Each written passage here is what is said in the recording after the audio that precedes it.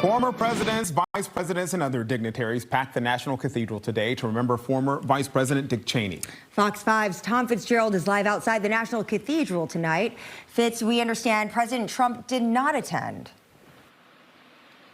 No, President Trump was not here. And look, if you follow politics, you know former Vice President Dick Cheney and President Trump had a big political falling out, eventually leading Cheney to endorse Kamala Harris in last year's presidential election.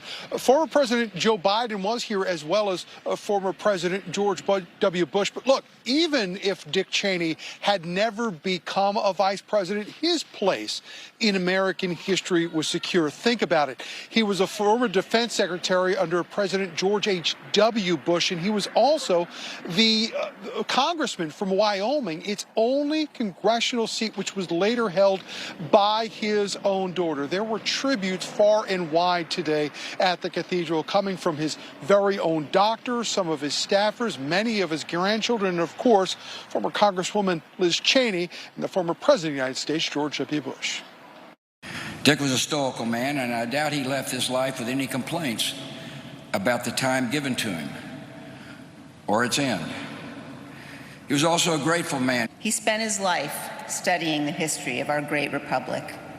He knew you couldn't truly appreciate what it means to live in freedom if you didn't understand the sacrifices of the generations who came before. When George W. Bush chose him to be the vice presidential candidate in 2000, their first campaign stop together was Casper, a demonstration of Dick's loyalty to his home state.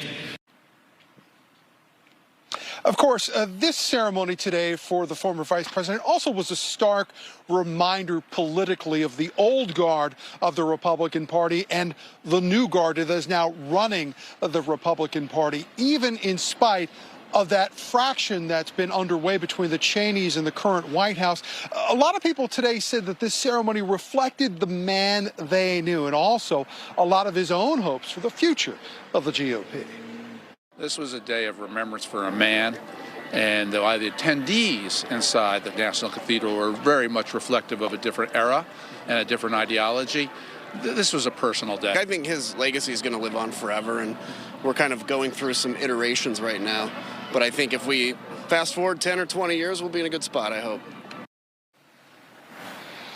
Now, President Trump did not issue a statement about the former vice president's passing. However, under U.S. flag code, flags will remain at half-staff until the former vice president is laid to rest. We're live in Northwest tonight.